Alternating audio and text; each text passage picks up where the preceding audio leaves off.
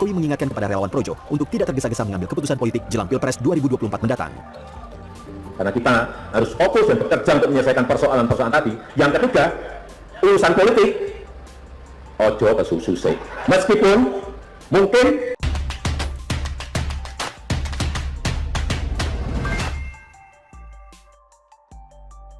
jadi Projo dukung Ganjar, Prabowo, atau AHY, atau siapa?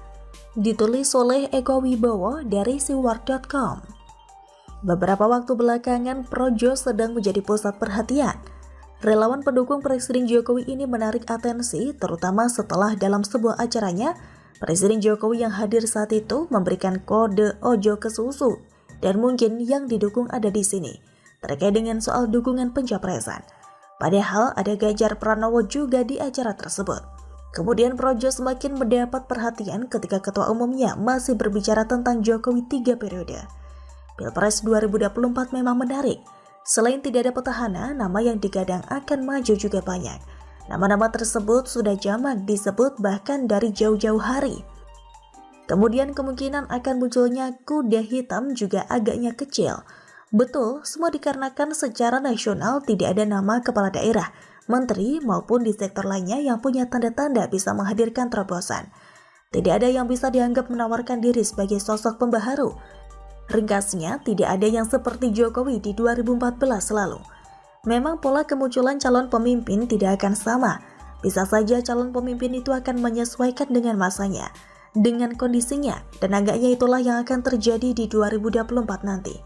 Projo sebagai kelompok relawan pendukung Pak Jokowi yang sudah terbukti kontribusinya sepertinya akan kembali memainkan peran penting sebagai kekuatan yang bergerak di luar jalur politik tradisional, yaitu partai politik dan underbaunya. Kelompok relawan akan menjadi salah satu penentu kemenangan. Kemudian dalam Projo sendiri nampaknya masih banyak dinamika, banyak nama yang bisa didukungnya. Walaupun sesuai dengan namanya, pada akhirnya nampaknya akan mengikuti pilihan yang akan diambil oleh Pak Jokowi.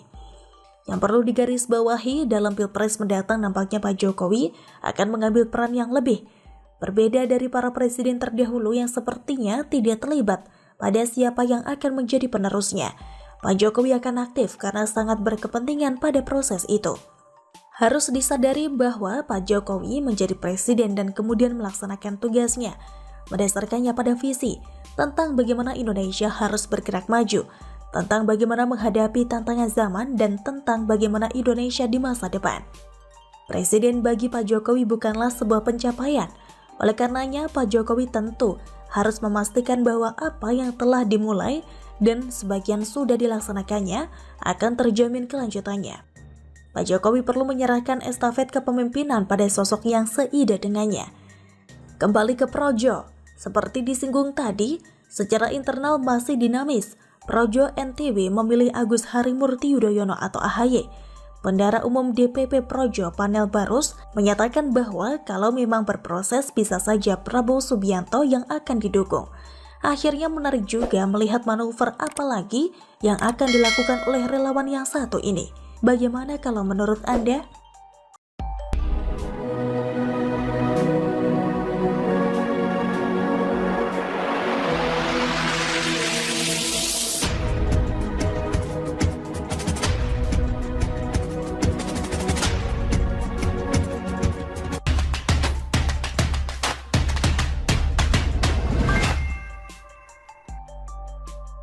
Menggelikan, Gubernur Jatim cek Resto Padang pastikan kehalalan. Ditulis oleh Syardi dari siwar.com. Babi lagi. Memang kalau sudah mendengar nama ini atau melihat dagingnya, banyak yang kejang-kejang dan kebakaran jenggot. Mendadak banyak yang menjadi sok suci dan merasa paling tidak berdosa. Dulu ketika Jokowi sempat menyebut Bipang Ambawang, banyak yang seperti kesetanan. Ditambah lagi banyak pihak brengsek yang memperkeruh situasi dan bikin gaduh. Jadilah ini politisasi babi. Sekarang nasi padang babi juga dipolitisasi oleh sebagian orang untuk pansos atau cari muka. Beberapa waktu lalu, salah satu ustadz sebar berita tanpa tabayun lalu dengan entengnya cuma minta maaf. Sekarang ada lagi satu gubernur yang entah ngapain. Gubernur Jatim Hovifah Indar Parawansa. Dia tiba-tiba mengunjungi salah satu rumah makan Padang di kawasan Kertajaya Indah, Surabaya. Coba mau pastikan tidak ada makanan non-halal seperti rendang babi atau gulai babi. Kami ingin mengajak seluruh masyarakat dari viralnya informasi yang beredar. Katanya ada rendang babi di restoran Padang. Kalau rumah makan Padang atau namanya Minang, jadi rumah makan ini dijamin kehalalannya, kata Hovifah. Hovifah mengaku sudah menanyakan ke pemilik rumah makan apakah yang bersangkutan menjual babi. Pertanyaan itu untuk memastikan bahwa tidak ada makanan non-halal yang dijual. Dari situ saya juga sampaikan agar memberi kenyamanan dan keamanan ke konsumen. Paling tidak di depan rumah makan dipasang stiker atau imbauan bahwa 100% halal. Katanya, geli banget sih, mereka menganggap kasus nasi Padang babi tersebut adalah penipuan terselubung. Cara mereka menyikapi ini seolah pemilik restoran nasi Padang babi menipu konsumen dengan diam-diam menjual daging babi tapi dibilang halal. Semua jelas pemiliknya cantumkan non-halal, tidak ada penipuan atau penyesatan kepada konsumen. Seolah pemiliknya ini kayak kasus pedagang bakso yang mencampurkan daging babi dan daging sapi, tapi diam-diam saja dan konsumennya muslim. Kalau pemilik tersebut ketahuan menipu, wajar kalau ingin periksa rumah makan yang lain atau bikin wacana sertifikasi atau yang lain. Ini terkait rasa was-was karena ada kasus penipuan. Tapi restoran yang dipermasalahkan sama sekali tidak menipu. Dari awal brandingnya jelas yaitu non-halal.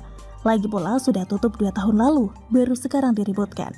Saya sering bilang ada sebagian politikus atau pejabat yang memang doyan politik model seperti ini. Ada isu mereka tunggangi karena lumayan memberikan cuan secara politik. Pansos atau cari muka padahal aslinya norak dan menggelikan. Gubernur ini contohnya, kasus apa, reaksi beda pula. Gubernur ini contohnya, kasusnya apa, reaksi beda pula. Ada yang marah tapi tidak nyambung, ada yang bertindak tapi tidak nyambung. Ini seperti politisasi dan di samping mereka ada yang sengaja mau memperkeruh situasi sama seperti saat Jokowi pidato soal Bipang Ambawang. Mereka mungkin ingin meraih simpati para gerombolan sumbu pendek yang merasa sudah yakin masuk surga. Ujung-ujungnya memanfaatkan sentimen agama untuk meraih dukungan, biar mereka dianggap religius, taat agama, padahal niatnya belum tentu seperti itu. Politisasi agama di negara ini sudah terlalu overdosis. Gimana rakyatnya mau cerdas kalau sampai detik ini masih banyak yang seolah sengaja pamer kebodohan demi ambisi tertentu? Kalau masih banyak politikus atau pejabat yang kejang-kejang gara-gara masalah simpel begini, jangan harap negara ini maju. Kapasitas nalar dan otak pun tidak cukup mencerna ini dengan baik. Gimana mau disuruh mikirin cara bikin pesawat tempur, pesawat ruang angkasa, eksplorasi Mars,